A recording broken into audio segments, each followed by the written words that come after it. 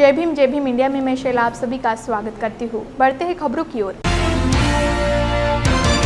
मुंबई के दादर स्थित डॉक्टर बाबा साहेब आम्बेडकर निर्मित Buddha Bhushan printing press तथा आम्बेडकर भवन के मुंबई म्युनिसिपल कॉरपोरेशन ने गिराने के बाद आम्बेडकरी समाज में असंतोष उभर कर आया है। कार्यकर्ता बड़ी संख्या में रास्ते पर उतर आए हैं। आम्बेडकर भवन के गिराए जाने से देश के आम्बेडकर अनुयायियों की भावनाएं आहत हुई है। दादर इलाके के गोकुलदास लेन पर बना आम्बेडकर भवन एक ऐतिहासिक प्रिंटिंग प्रेस है। इस इमारत को जर्जर घोषित करते हुए मुंबई महानगरपालिका बीएमसी ने ट्रस्ट को नोटिस जारी किया था। इस मामले को लेकर प्रकाश आम्बेडकर ने पीआईटी के सीनियर मेंबर्स के खिलाफ एफआईआर दर्ज करवाई है। प्रकाश आम्बेडकर ने कहा कि इमारत के नाम पर आम्बेडकर भवन का व्यवसायीकरण करने की कोशिश की जा रही है। आंबेडकरी चळवळीचं एक केंद्र आहे, ते केंद्रावरती हल्ला करण्यात आलेला आहे। करणारे दुसरे तिसरे कोणीच नाही तर स्वतःला बाबासाहेबांचे अनुयायी म्हणणारे असे रत्नाकर गायकवाड आणि इतर मंडळी जी आहेत त्यांनी केलेलं आहे। तेव्हा समाजाने असणारं अशा चालू माणसाशी ओटावरती बाबासाहेबां पोटावरती RSS असं जे आहे अशांपासून सावध राहिलं पाहिजे। आणि नॅशनल चॅनल्सनी असतात आणि लोकल चॅनलनी दाखवल्यानंतर जे चॅनल स्वतःला असतात आम्ही आंबेडकरी विचाराचं चॅनल आहे ते अशा बातम्या दाखवत नाहीत। हेही रत्नाकर गायकवाडांच्याच कॅटेगरीतले आहेत असं मी त्या ठिकाणी मानतो। दादर का आम्बेडकर भवन गिराने से आम्बेडकरी अनुयायियों में भारी रोष है। एक कार्यकर्ता ने कहा कि अवैध ट्रस्ट के कुछ लोग हर बार धमकाते थे, अब तो बदमाशों ने मिलकर आम्बेडकर भवन गिरा दिया। मी इथे होतो, इथे असताना एक 4-5 कार्यकर्ते आणि मी कंपल्सरी आंबेडकर भवनची एक आंबेडकर चळवळीचा एक अनुयायी म्हणून मी इथे कंपल्सरी माझं घर जवळ असताना देखील मी इथे राहतो। इकडचं सिच्युएशन एक इथलं पाहून हे इथं आपले जे नेते आहेत बाळासाहेब आणि आनंदराज आंबेडकर, भीमराव आंबेडकर यांना मी प्रत्येक वेळची ही कल्पना द्यायचो आणि प्रत्येक वेळी ह्यावेळी ट्रस्टचे लोक अनलिगली ट्रस्ट आहे जे पीपल इम्प्रूव्हमेंट ट्रस्टचे जे अनलिगली ट्रस्टी आहेत ते प्रत्येक वेळी इथे येऊन धमकून जायचे, तुम्ही इथे राहू नका, कुणी इथे काही करू नका। आणि केलं तर आम्ही इथे ऑफिसचं नोटीस न लावता हे डायरेक्ट अटॅक 2 ते 2:15च्या दरम्यान येऊन जवळजवळ 800 ते 900 गुंड घेऊन हे इथे आलेले आहेत आणि हे आंबेडकर भवन हा तोडण्याचा प्रकार केलेला आहे। त्याच्यामध्ये ट्रस्टीज देखील होते, ट्रस्टी चेअरमन देखील होते, योगेश ओराडे, श्रीकांत गवारे, अभय बांबुडेकर, अजून नागशेन सोनावणे आणि रिटायर ACP हा एक रखवाला असतो, रिटायर असेल तरी पण तो एक नंबर पहिला गुंडा आहे, तो गुंडा आहे। आणि ज्यावेळी घात करताना मी त्यांना सांगत असताना देखील की तुम्ही हे भवन तोडू नका, इथे लोकांच्या भावना भरपूर दुखतील, त्यांनी ऐकलं नाही। JCB डोजर वगैरे घेऊन येऊन पहिला हा प्रेसवरती गाव गायला आणि या आंबेडकर चळवळीला जो लागणारा घात होणारा होता हा घात मोठा त्यांनी केलेला आहे। आणि आज आंबेडकर चळवळीमधले कोणीही आंबेडकर अनुयायी कोणीही गप बसणार नाही आणि आज पूर्ण महाराष्ट्र हा पेटून उठलेला आहे, अख्खा महाराष्ट्र पेटून उठलेला आहे। आणि ह्याचे परिणाम ह्यांना भरपूर काही ते आता माहिती पडतील। आणि पहिली गोष्ट आम्ही आपल्या चॅनलच्या माध्यमातून आम्ही पहिलं ह्या 5 गुन्हेगार आहेत, ह्या 5 गुन्हेगारांना पहिला अटक करा। आणि त्यांचा एक बॉडीगार्ड होता नितीन शिंदे, ह्यांच्या माध्यमातून जवळजवळ 1000 ते 1500 तलवाऱ्या, सुऱ्या, चाकू, चॉपर, पिस्तूल हे घेऊन आले होते आणि धक्काबुक्की करून आमच्या लोकांना आमचे मोबाईल देखील घेतले, पैसेसुद्धा घेतले। म्हणजे हे लोक आपले नव्हते, इथली नुकसान बाबासाहेबांची असणारं छायाचित्र ते तोडून ते खाली तोडून घेऊन गेले. पितळेची भगवान बुद्धांची मूर्ती होती ती सुद्धा या चोर गुंडांनी घेऊन गेलेली आहेत. आम्बेडकर भवन गिराए जाने के बाद सुबह दादर पहुंचे आनंद राज आम्बेडकर ने इस घटना का कड़ा निषेध करते हुए कहा कि यह आम्बेडकर भवन आम्बेडकरी आंदोलन का केंद्र बिंदु था, उसे खत्म करने का प्रयास किया गया. हे बघा, या इथे रात्री 2 वाजता कंटेनरमधून बुलडोजर घेऊन 500-600 गुंड प्रवृत्तीचे लोक घेऊन हे संपूर्ण रात्रीच्या अंधारामध्ये पाडलेलं कृत्य आहे, काळं कृत्य हे लोकांनी केलेलं आहे. आंबेडकरी जनतेचं हा जो केंद्रबिंदू होता आंबेडकरी चळवळीचा, तो कुठेतरी नष्ट करण्याचा प्रयत्न या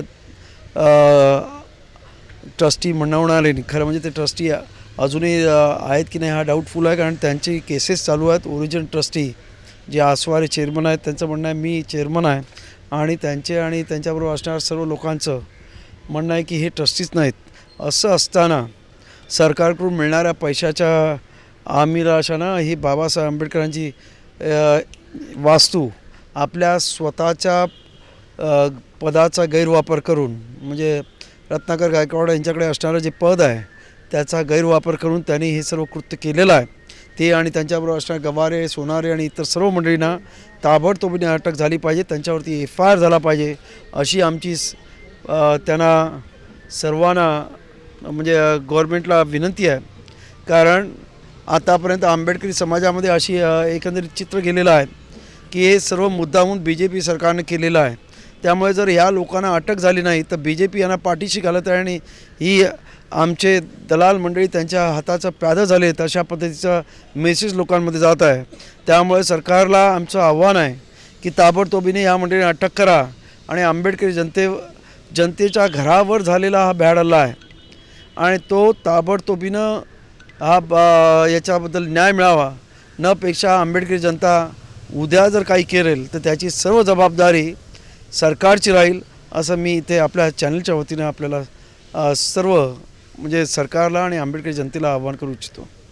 पूरे मामले को लेकर भारी बहुजन महासंघ के अध्यक्ष और एडवोकेट प्रकाश आंबेडकर ने कहा कि खुद को बाबा साहब के अनुयायी कहने वाले रत्नाकर गायकवाड़ ने यह कृत्य किया है. समाज में ऐसे भी कुछ व्यक्ति हैं जिनके ओठों पर तो बाबा साहब का नाम है और अंदर RSS है.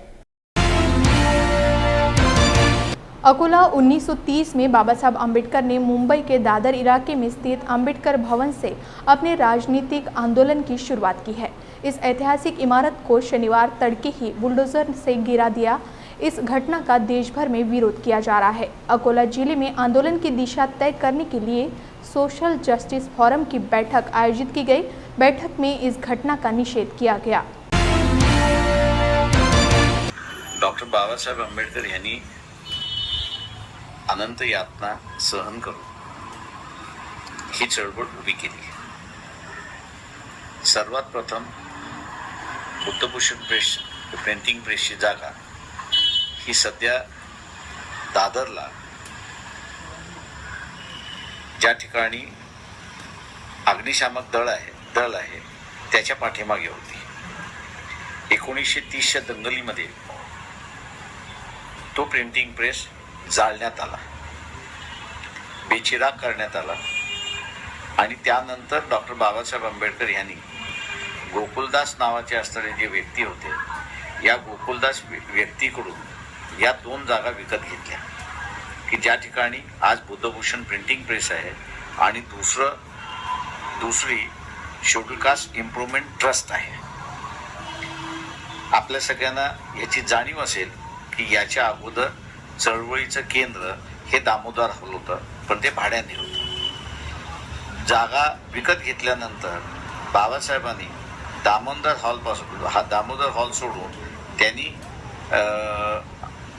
आंबेडकर भवन हे चळवळीचं केंद्र केलं आणि 1930-32 नंतर हीच चळवळीचं केंद्र त्या ठिकाणी राहण्यात आलं.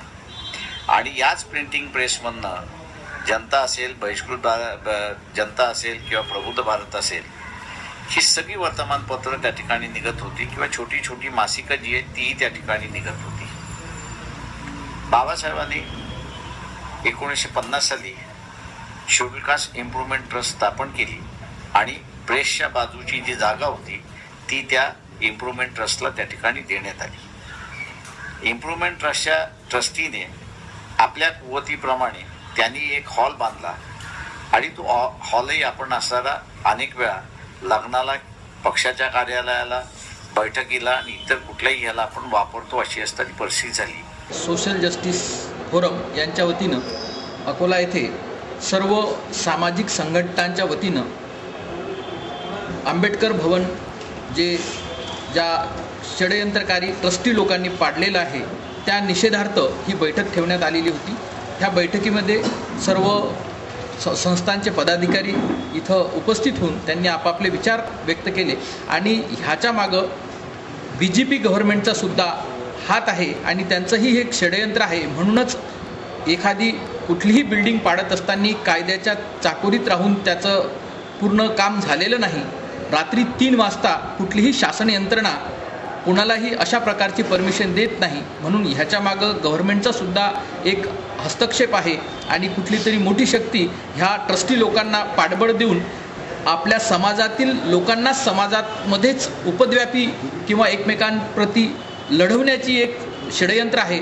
त्यामुळे ह्या घटनेचा तीव्र निषेध अकोलाच्या सोशल जस्टिस फोरमच्या वतीनं आणि त्याच्यानंतर या बैठकीनंतर पुढील दिशा ठरवून त्या पुढील कार्यक्रम किंवा ह्या ट्रस्टी लोकांनी केलेलं कटकारस्थान किंवा ते वाईट कृत्य आहे त्याला कसं न्यायिक भूमिकेपर्यंत पोचवायचं हे सोशल जस्टिस फोरम काम करेल. ह्याच्या पुढचे जे निर्णय आहेत ते सर्व पक्षांच्या वतीचे किंवा सोशल संघटना ज्या इन्व्हॉल्व झालेल्या आहेत त्यांच्या वतीनं न्याय निर्णय घेऊन ते पुढे मार्गक्रमण करतील.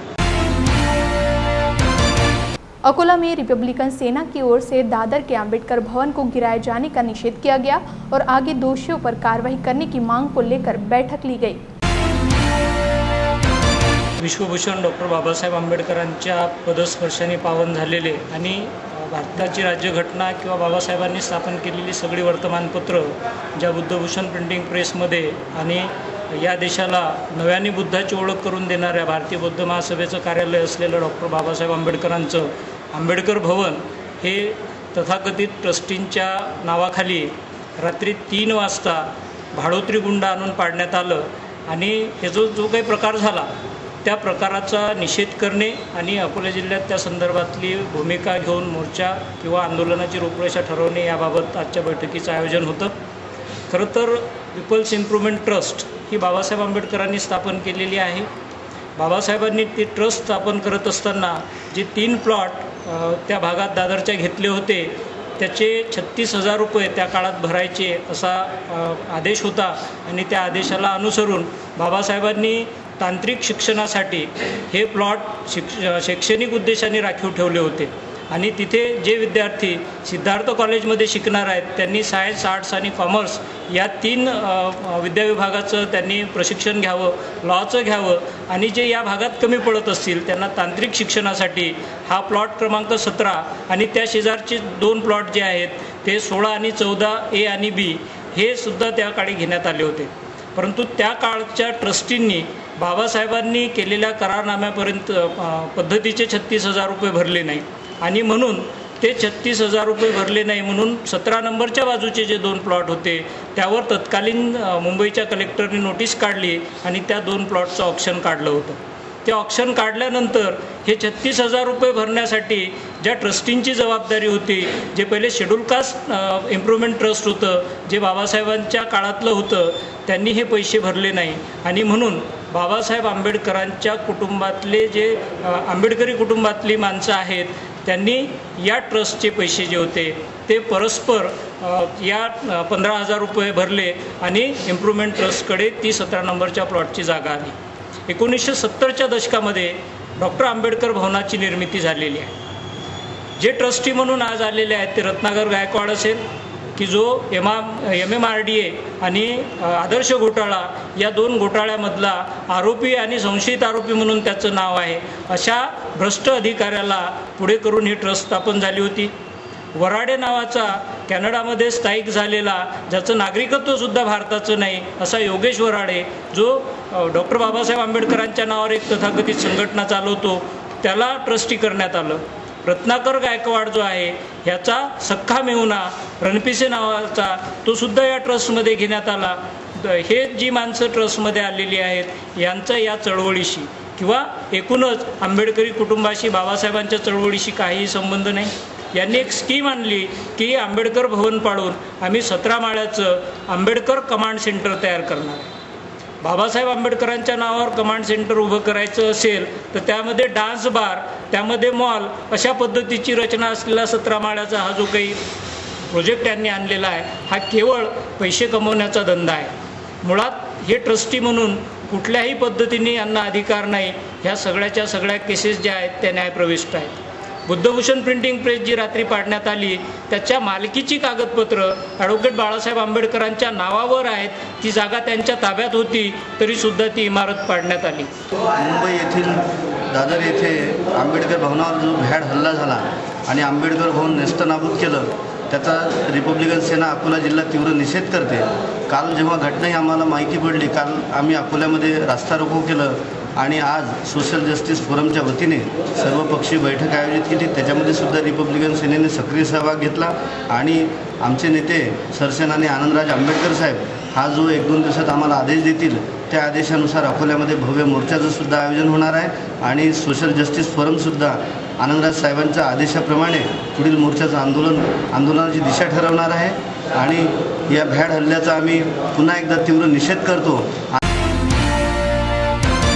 पदोन्नति में आरक्षण का मुद्दा समय के साथ गर्माता जा रहा है. मध्य प्रदेश के बुरहानपुर में बहुजन यूथ एंड स्टूडेंट फ्रंट्स जिला यूनिट के द्वारा आरक्षण बचाओ के तहत धरना आंदोलन किया गया.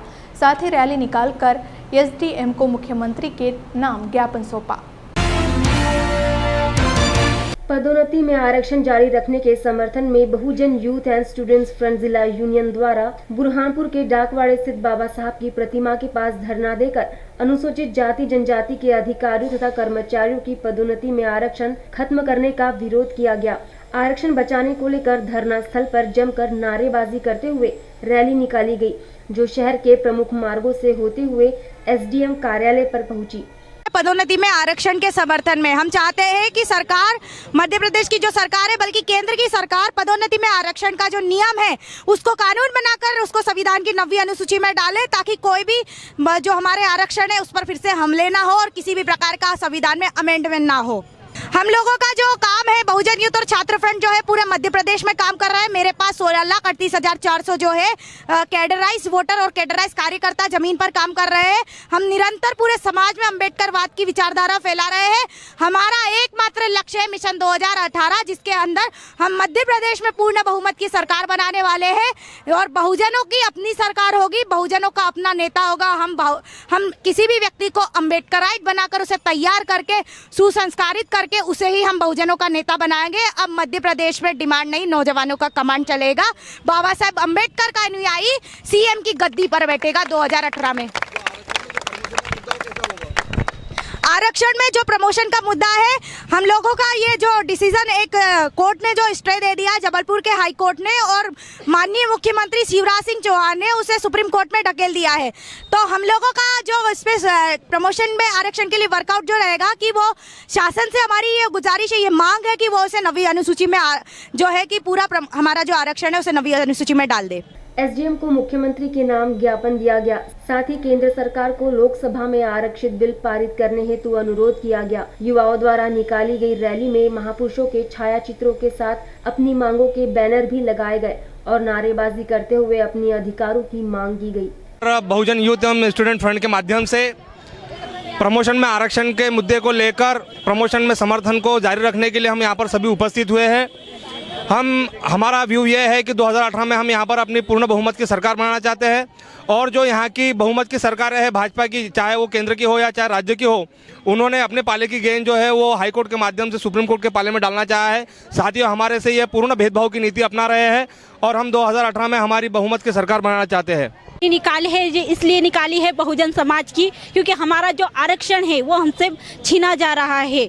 आरक्षण के दम पे लोग कहते हैं हमको आरक्षण के दम पे आगे बढ़े हैं, लेकिन हम आरक्षण के नहीं अपने अधिकार के दम पे आगे बढ़े हैं और हम आरक्षण नहीं, ये हमारा मूल अधिकार है, क्योंकि हम यहाँ के मूल अधिकारी है और यहाँ का जन्मजात है हमारा, इसलिए हम हमारा अधिकार मांग रहे हैं, ना कि किसी से छीन रहे हैं। जो हमारा है हम उसी को मांग रहे हैं। छत्रपति राजर्षि शाहू महाराज प्रतिष्ठान की ओर से कोल्हापुर में शाहू महाराज की जयंती का आयोजन किया गया। इस दौरान मुख्यमंत्री देवेंद्र फडणवीस ने कहा कि शाहू महाराज ने उद्योग, खेती, सामाजिक हर क्षेत्र में उल्लेखनीय कार्य किया है।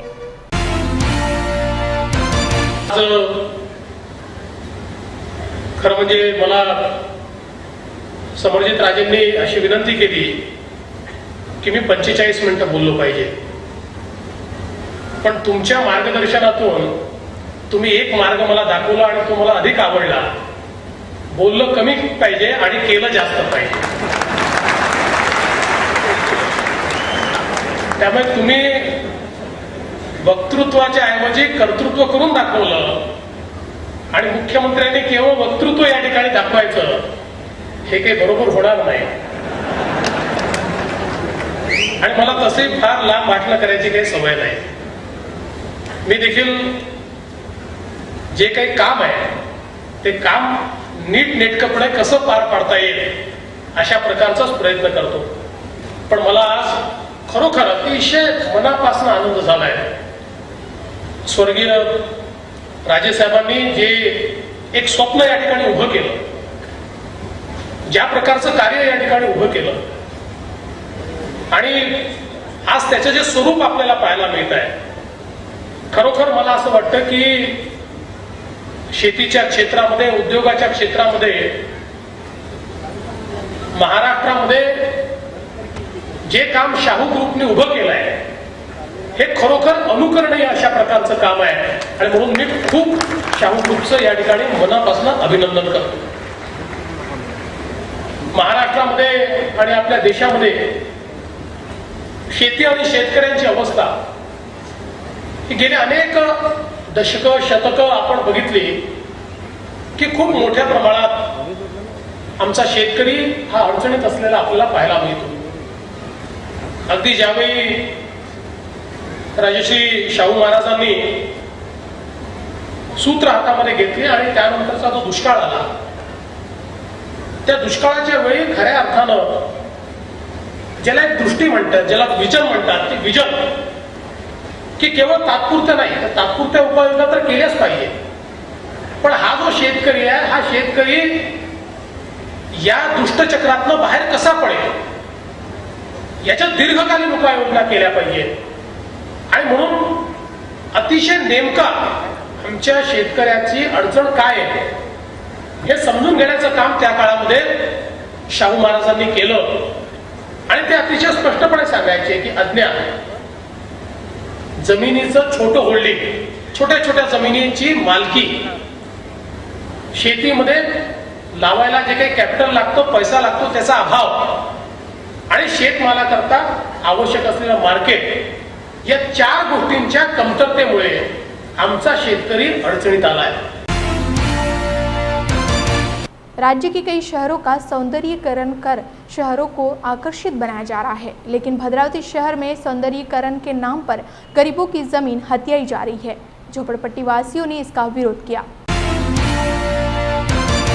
भद्रावती शहर का सौंदर्यीकरण किया जा रहा है, इसके लिए पालक मंत्री सुधीर मुनगंटीवार ने डोलारा तालाब सौंदर्यीकरण हेतु निधि मंजूर की है, लेकिन जिस डोलारा परिसर में तालाब का सौंदर्यीकरण का काम हो रहा है उस जगह पर झोपड़पट्टी है, वहां लोग 35 सालों से निवास कर रहे हैं। अब सरकार इस झोपड़पट्टी को हटाकर तालाब का सौंदर्यीकरण का काम शुरू करने वाली है। इसके विरोध में डोलारा तालाब झोपड़पट्टी वासियों ने तहसील कार्यालय पर मोर्चा निकाला और प्रशासन के विरोध में नारे देकर इस बात का जमकर विरोध किया। साथ ही पालक मंत्री सुधीर मुनगंटीवार और केंद्रीय मंत्री हंसराज अहीर के नाम ज्ञापन दिया गया और इस सौंदर्यीकरण को रद्द करने की मांग की गई। जय भीम। मी राहुल सोनटक्के, झोपड़पट्टी विकास संघटना महाराष्ट्र राज्य संस्थापक अध्यक्ष।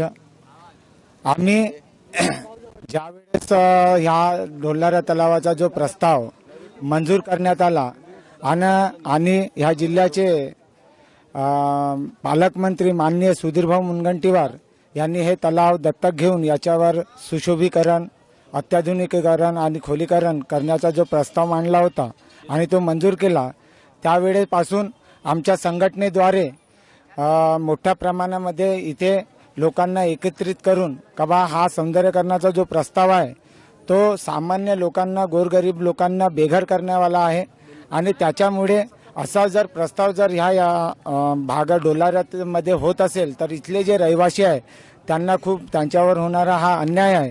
त्याकरिता आम्ही आपल्या संघटनेद्वारे लोकल लेवलवर तहसील ऑफिस, आपला नगरपालिका इथे आम्ही 8 ते 10 दिवसाआधीच निवेदन दिलं। त्याच्यानंतर जिल्हा लेवलवर कलेक्टर ऑफिस, तसेच आपले पालकमंत्री सुधीरभाऊ मुनगंटीवार, केंद्रीय मंत्री राज भैया अहिर यांच्याकडे आम्ही आपल्या संघटनेद्वारे निवेदन पोहोचवून सांगितलं आहे की गव्हर्नमेंटला काय आहे की कारवाई कशी करायची। आता सौंदर्यकरणाचा मुद्दा त्यांनी आता उपस्थित केला, परंतु इथे 30 ते 35 वर्षापासून लोक वास्तव्यास आहे आणि गव्हर्नमेंटचा 1995चा कायदा आहे की आधी त्या लोकांना स्थायी करा। गव्हर्नमेंटने ते केला का नाही केला?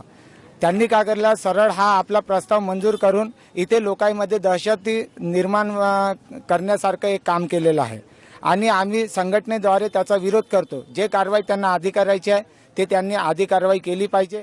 1995च्या ॲक्टनुसार जे लोक आधी ॲबल आहे त्या ॲबल लोकांना न्याय मिळाला पाहिजे आणि नंतरच जे बाकीचे लोक आहेत त्यांचा सर्व लोकांचा प्रश्न सुटला पाहिजे आणि त्या माध्यमातून जर असं होत नसेल, त्यांचं जर काम जर असं असेल कारण आम्ही कुणालाही कुठल्याही प्रकारचं विश्वासात न घेता हे इथं सौंदर्यकरण करू तर इथल्या एकही झोपडपट्टीतल्या भागातील एकही घराला आम्ही कुठल्याही प्रकारचा धक्का लागू देणार नाही। आता जसं हा जो मोर्चा झाला हा आपण सर्व लोकांनी, सर्व सामाजिक कार्यकर्त्यांनी काढलेला आहे।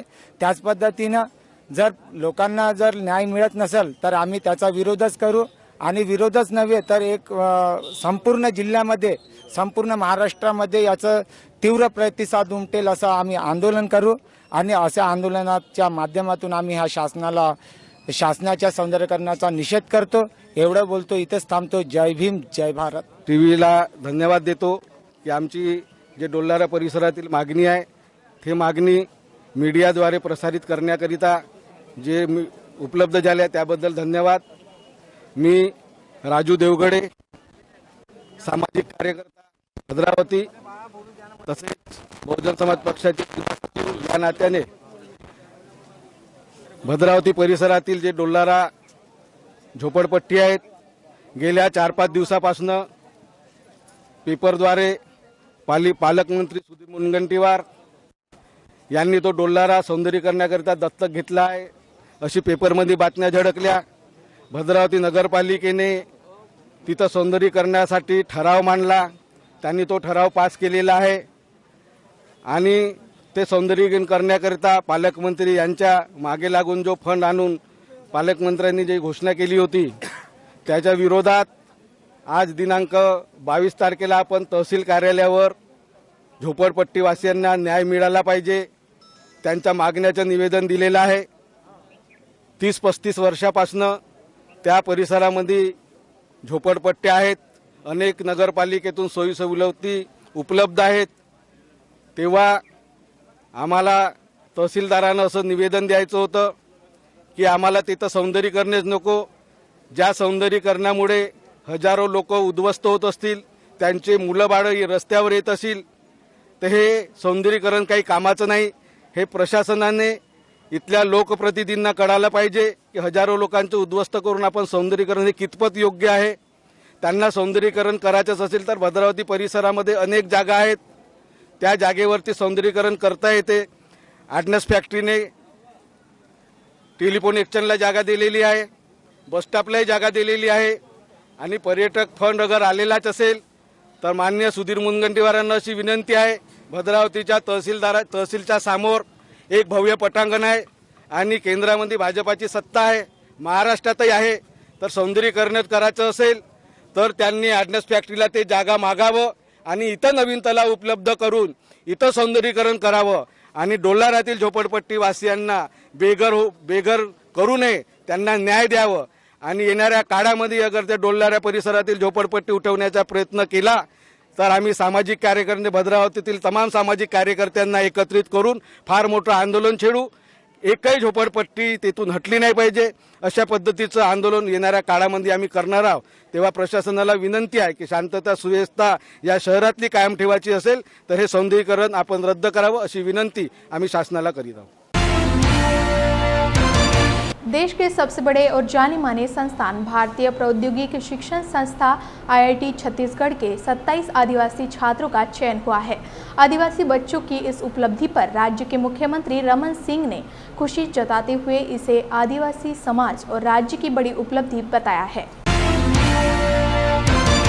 छत्तीसगढ़ के 27 आदिवासी छात्रों ने भारतीय प्रौद्योगिकी शिक्षण संस्था यानी IIT की परीक्षा पास की है। बच्चों के चयन पर सूबे के मंत्री रमन सिंह ने खुशी जाहिर करते हुए कहा कि 27 आदिवासी बच्चों का IIT में चयन सरकार के लिए बड़ी उपलब्धि की बात है। रमन सिंह ने सभी बच्चों को मैकबुक यानी एप्पल कंपनी का महंगा लैपटॉप देते हुए कहा कि हम चाहते हैं कि यह आंकड़ा 100 से 200 तक पहुंचे। इन बच्चों की सफलता में राज्य के आदिवासी कल्याण विभाग की पहल प्रयास का भी बड़ा हाथ रहा है। आज तो एक माइलस्टोन आपने तय किया, 27 के आंकड़े छूना भी उस सुदूर अंचल के बच्चों के लिए बहुत बड़ा अवसर है। और मुझे लगता है कि ये परीक्षा में आप लोग पास नहीं हुए, मुझे लगता है कि जिस कल्पना को सोचकर इस योजना की शुरुआत की, लगता है कि मुख्यमंत्री पास हुआ है। मुझे बहुत खुशी है। मुझे लग रहा है मेरे बच्चे, मेरी बेटियां IIT में सेलेक्ट होके गई हैं। ये एक पिता के नाते इससे ज्यादा गौरवशाली क्षण मेरे लिए नहीं हो सकता कि हमारे छत्तीसगढ़ के बच्चे उस ऊंचाई पे पहुंचे जिसकी कल्पना हमने की थी। मैं जगदलपुर के पास एक छोटे से गांव से हूं, पुरंदी से। वहां पे हमारा गांव ना डेवलप ही नहीं है, पूरा मतलब पिछड़ा हुआ क्षेत्र है। वहाँ के बच्चे कोई नहीं निकाल पाते। आपका जितना अच्छा टाइम मैनेजमेंट होगा, टाइम मैनेजमेंट को लेके, सब्जेक्ट को लेके, उतना अच्छा परफॉर्म कर पाएंगे।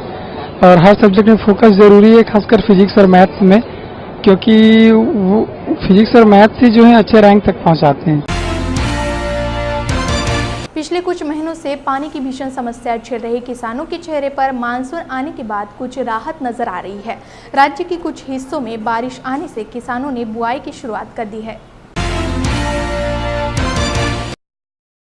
पिछले दिनों पड़ी भीषण गर्मी से जहां कई तालाब और जलाशय सूख गए थे, वहीं जालना जिले का सूखा पड़ा जुई बांध मानसून और 2 दिन के बारिश के बाद फिर अपनी पुरानी स्थिति में लौट आया है। बारिश के आने से किसानों ने बुआई की शुरुआत की है और वही पानी की भीषण समस्या से निराश किसानों के चेहरे पर मानसून आने के बाद राहत नजर आ रही है, जिसके बाद उन्हें अच्छी फसल की उम्मीद है।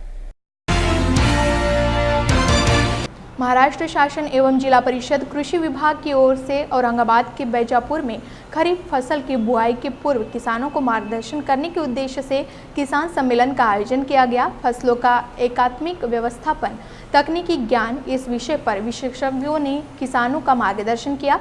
इस दौरान जिला कृषि अधिकारी सहित कई विशेषज्ञ भी मौजूद थे। बाजारात किराणा दुकानात घ्यायचं, जे चमकदार आहे, चांगला आहे, भरीव आहे, वजनदार आहे, ते तुम्ही पटकन घेता। ते भरीव कधी होईल? तेवढेच दाणे घ्या 10 आणि दुसरे 10 दाणे घ्या चांगल्याचे। तुम्ही वजनामध्ये फरक पहा। हे वजनामध्ये फरक गंधकामुळे येतो। तुमचं सोयाबीनचं वजन तेवढेच दाणे घ्यायचे, मोजून पाहायचं, गंधकामुळे येतो। हे गंधक प्रत्येकाने वापरणं आपल्या जमिनीत आवश्यक आहे। ज्या लोकांनी भरपूर खतं दिलेली आहेत त्यांनी विनाकारण खतं देऊ नका। खतं देणं आपला उद्देश नाही, पिकांचं पोषण करणं आपला उद्देश आहे, जमिनीचं पोषण करणं आपला उद्देश आहे। आपल्याला काही दुकानदाराचे घरं भरायचे नाही आहेत। परिस्थिती अशी आहे की नुसती उधारी होत आहे, त्याच्यात दुष्टचक्र परेशान होत आहोत। योग्य माहितीच्या अभावे आपण सगळं करत आहोत। प्रश्न असा नाही की कोण येऊन सांगावं, प्रयत्न चालू आहेत। फक्त आपले कान आणि डोळे उघडे ठेवले। जे लोक टीव्ही पाहतात, टीव्हीवर सांगतात, ॲडव्हर्टाईजच्या स्वरूपात सांगत आहेत, जाहिराती दाखवल्या जातात। रेडिओ जर सकाळी ऐकत असताल तर सकाळी 6 वाजता 6:05 आता मागच्या 8 दिवसापासून माझं रोज 6:05 5 मिनिटाचं भाषण आहे। प्रत्येक गोष्टीबाबत सांगितलेलं आहे। तुम्ही जर ऐकत असाल तर कृषी तरंग म्हणून आपल्या औरंगाबादकडून कार्यक्रम आहे, त्या कार्यक्रमात तुम्ही ऐकू शकता।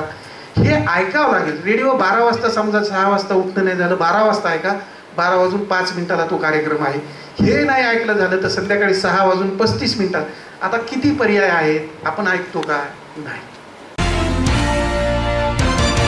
नांदेड़ के सहयोग नगर स्थित रमा माता बुद्ध विहार के बौद्ध धम्मगुरु भंते शीलरत्न इनके मार्गदर्शन में 2 बौद्ध उपासक उपासिकाओं का संघ बौद्ध धम्म के प्रचार प्रसार के लिए नांदेड़ में थाईलैंड रवाना हुआ। यह संघ 14 दिन धम्म बौद्ध की यात्रा के दौरान बौद्ध स्थलों को भेंट देकर बौद्ध धम्म का अध्ययन करेगा। 14 दिन का है। आज 26 को बैठ रहे हैं हम और 8 तारीख को वापस आ रहे हैं। मेरा जो गुरु है उपगुप्ता जी महाथेरो, उन्होंने मेरे को लेके जा रहे हैं और बदंत जीन रत्न, वैवर्ध, ज्ञानवर्ध और तपोवर्ध, इन्होंने मेरे को ये तालीम दिए धम्म का जो प्रशिक्षण दिया। जो जीन रतन बनते जी मेरे को बहुत सहकारी कर दिए। आज भी उन्होंने जो मेरे को भेज रहे, ज़बरदस्ती भेज रहे, जाओ, मेरे को नहीं जमता जाने को, आप जाइए। तो मैं लोग आपके साथ में मेरे साथ 28 लोग हैं। नांदेड़ से ये गुप्तरी आई है और हरदड़कर साहब है, उनका मिसेस है, गुप्तरे साहब है, उनका मिसेस है। हाँ, क्या नाम उनका? भुप्तरे साहब है, उनका धुतुरे साहब है, उनका मिसेस है और कौठेकर एक साहब है। ऐसे नांदेड़ से हम 7 जने जा रहे हैं और पूर्णा से हम वो गाड़ी में हमारा गुरु बैठेंगे उपगुप्ता जी महाथेरो, उन्होंने काफ़ी धम्म का ज्ञान लिए वाले हैं। बहुत बड़ा काम महाराष्ट्र के अंदर उनका बहुत बड़ा काम चालू है। और बुद्ध धम्म का प्रचार और प्रसार करने के लिए आप जा रहे हैं। हाँ जी। दिल को क्या महसूस करते हैं? आप थाईलैंड जा रहे हैं। हाँ। क्या ये बाबा साहब अम्बेडकर की मेहरबानी है, हमें थाईलैंड जाने का मौका दिया है बाबा साहब अम्बेडकर ने, और हम वहाँ पे जाके पूरा देख के आएंगे। और सभी लोग जाना चाहिए बुद्ध धर्म तत्वज्ञान देखने के वास्ते। थाईलैंड देश ऐसा है, थाईलैंड देश ऐसा है कि वहाँ जाना जरूरी है। आरक्षण के जनक और बहुजनों को अधिकार देकर उनका सम्मान करने वाले छत्रपति राजर्षि शाहू महाराज के 142वें जयंती पर बारामती स्थित सावली अनाथ आश्रम में बच्चों को खानपान की सामग्री वितरित की गई। इस दौरान ब्लू पैंथर के अध्यक्ष मंगलदास निकालजे मौजूद थे। जय भीम मीडिया में आज के लिए बस इतना ही। मुझे दीजिए इजाजत। जय भीम।